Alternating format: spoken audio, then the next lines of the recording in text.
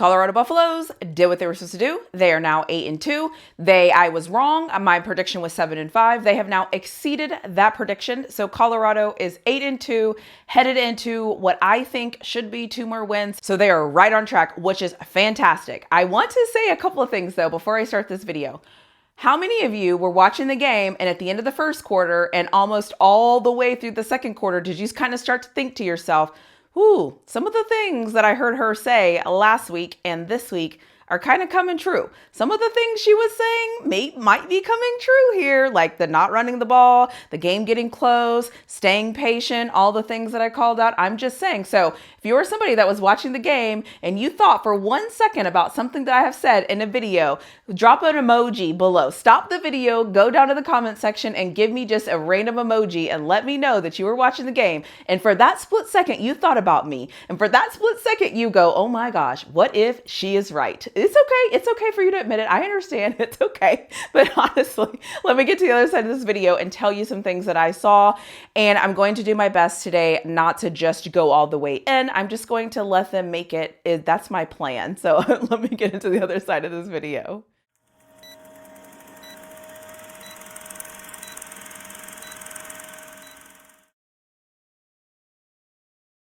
The thing about watching this game is I literally felt like I was watching the Steelers play being Utah, because Utah played just like my Steelers have been playing for the past couple of years, just a bunch of blah football. So that was kind of interesting. But Utah was Utah. Utah was as advertised. I didn't think they were going to be very good. I thought their defensive line was going to be something we'd have to contend with. But listen, at the end of the day, I didn't think they were very good. So shout out to Colorado for taking care of business. Shout out for them for doing everything that they needed to do to win the game and move forward. And I'll just leave it at that. So I am going to talk about the things that I loved. A couple of things that I loved. I loved that Colorado started off the game. Well, I didn't love that they started off the game with a turnover, but I love the fact that the defense did not allow Utah to score a touchdown. They held them to a field goal. And I think those little things like that, it's not a little thing, it's actually a big thing. But when your offense starts off the game and turns the ball over and the defense is able to come out and hold them to a field goal, I think that that is amazing. And that's one of those things that we won't talk about because it happened at the beginning of the game, but that set the tone. And I think that that's phenomenal. So shout out to the defense for that. The other thing I loved is 4 turnovers. Like anytime you get a turnover, I love it. Turn the ball over, turn the ball over, turn the ball over, turn the ball over. So shout out to Colorado's defense for those turnovers. Brilliant. The other thing that I loved is a special teams touchdown. I love when special teams is special. Special teams make all your field goals, run some kickbacks, get us great field position, do all the things you're supposed to do, make tackles in open field. I love when special teams are special. Special teams being special will always make me happy. So shout out to Wester for running that punt back and to score and to getting that touchdown. So masterful, greatly done. And let's be honest, at the time the offense was struggling. And so that gave us the score 14-3, because it would be 7-3 if we had to depend on that offense. So shout out to Wester for showing up, showing out, and doing everything he was supposed to do on that punt return. I think it was masterful. And I really think it helped the team when they were struggling and kind of doing whatever they were doing in the first quarter into the second quarter when the defense stalled and they were going backwards and all those things. So kudos to that. The other thing I think is phenomenal is they held Utah to 31 rushing yards. The reason why this matters to me is because I wanted to see how they were going to fare up against Utah's offense of running the ball, because I thought the only thing that Utah was going to be able to do was run the ball. And so it was nice to see them be able to not run the ball. And so shout out to Colorado for being able to stop the run and do those things, because if they can do that, they are going to go far in a lot of ways. And I'm just going to leave that where it's at. But stopping the run is very important, and shout out to them for doing it, especially when you know you have the fourth string quarterback in, and he's probably going to try to run the ball. Or they're probably going to try to run the ball. So shout out to them for being able to stop the run, stepping in there and doing what needs to be done. Holding a team to 31 rushing yards is actually very impressive. So I want to give them the shout out to that and give them kudos for that, because that is tremendous. So shout out to them for that. The thing that I don't understand, whatever, clock management, terrible. 3rd and 3 and 11 on 3rd down, whatever, terrible. Not running the ball, whatever. I don't understand it. So whatever, I'm just going to move on. I'm just going to leave it where it is and I'm just going to move on.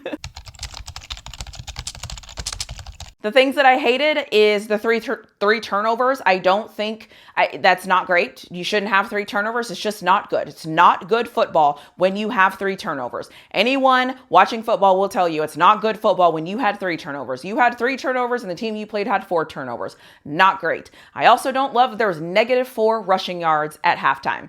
-4 rushing yards at halftime.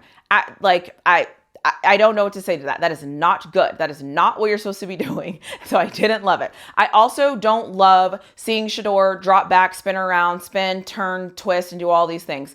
I don't like it. I don't think it's good. I hated to see it. I hated watching it.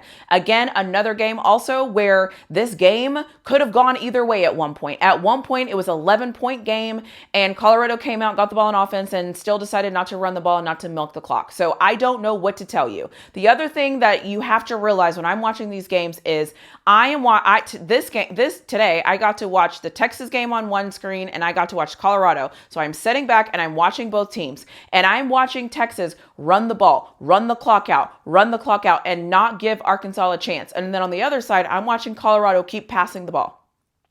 I don't know why they're passing. I don't know the purpose of that. In my mind, the idea is to win the game. You do what it takes to win the game because the wins is what you're after. You want to win. You want to win and you want to not lose. So for me, you do the things that it takes to win. And so they want to go score and score more points and they don't want to run out the clock. Cool. Okay, whatever. Doesn't mean I have to like it. And I don't like it. So every time it happens, I will come on and I will say, I hate that. I hate that that is the style of football they play because you should just run the clock out so that you can win the game. That is what matters. And I've said this before and I've said it in my video last week. This has been happening though since week 1. Since week 1, this is who they are. And so just because it's who they are doesn't mean I have to like it. You know what? I don't like that I drink Pepsi and that I like Pepsi. Okay? I don't like that about myself, but I do that. And so I'm going to talk about it because I don't like it. And so their clock management is awful. The way they run their offense is awful. I think the offense actually doesn't look very good. I don't think the offensive play calling is good. I don't think it looks good. I don't know what is going on. I don't think that you should have 60 yards running the ball, especially when you break a long run. So go back to that guy that broke the long run.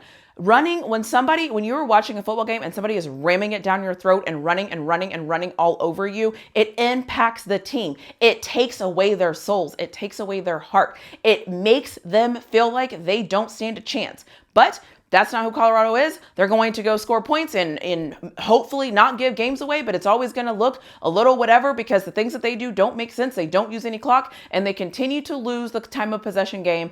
And I keep saying it, it's not a good look. It is not a good look. And I'll just leave it at that. It is just not a good look. And I'll just move on to the next thing.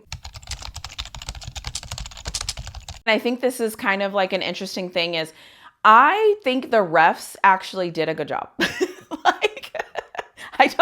I don't often say that. And so when I see a game where I say to myself, you know what?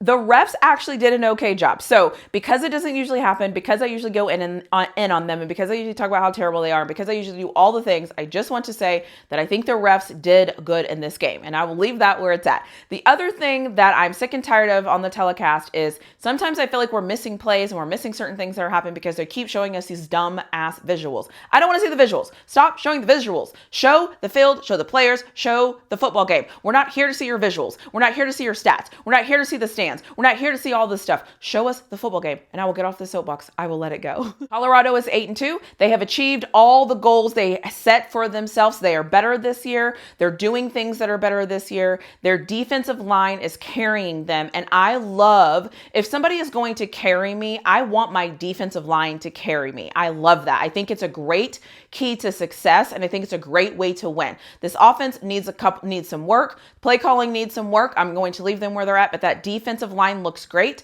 They have 2 more games left. They play Kansas next week, which should be an interesting game. And then they play Oklahoma State. And they should be able to take care of business. The winning should not stop this week. They should be able to continue to win throughout the rest of the season. And they should be in a place where they want to be. I said before, I'm not going to talk about anything Big 12 championship until there's a week left, so I'm still not going to talk about it here, but I like their chances of getting there. I like that they are winning games, and I will just leave it at that, and I'm going to rant on the other side of this. So if you haven't already, don't forget to like, share, subscribe, comment, all those things. If you were watching this game, don't forget that if you were watching this game and you started to think for even if it was 1 second that something I said you noticed in the game today, if something I said that you've noticed in the video today happened, or this, if something I said noticed in the game today that you saw in one of my previous videos, just leave me a little comment, just leave me an emoji, and just let me know that you saw something that I've said that you actually started to wonder about, and I will just leave it at that, and I'll get into my rant on the other side of this.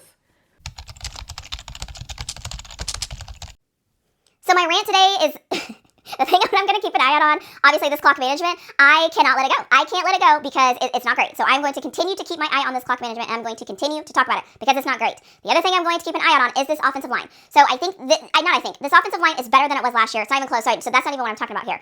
There's a couple of times with Utah that I saw their defensive line, I saw their guys break through this offensive line, and Shedeur was able to twist, spin, and do all the things and get out of it. My concern, though, with that is what happens when you play against a more athletic team? Because Utah wasn't necessarily the most athletic team. So what happens when the guys that are coming after you are more athletic, are faster, and things like that? Because we saw this happening with we saw this happening with Kansas State. They were faster. We saw this happen with Baylor. They were faster, and that offensive line didn't hold. So I'm going to keep an eye out on this offensive line because although I think it's better and getting better, I saw some things that are a little concerning today, so I want to see what they look like against Kansas. So I will keep saying that. So I'm going to keep an eye on them. And then obviously this offense. I don't know what this offense is doing. I don't know. I'll just leave it where it's at. I don't know what they're doing. I'll keep an eye out on it. I think this team is being carried by the defensive line right now. And shout out to that defensive line for being able to carry them. Tremendous job with that. And listen, Colorado is right where they're supposed to be. So they're right where they're supposed to be. I might get the privilege of watching two of my teams play in a championship game. And that's why I don't want to talk about it, because I don't want to speak on it. I don't want to go there yet, but I know it's there. It's there. And so I'll just leave that where it's at. I'll end this video here. Great win for Colorado. Can't wait to see them play Kansas next week, but they're on the path that they want to be on, and for that I applaud them.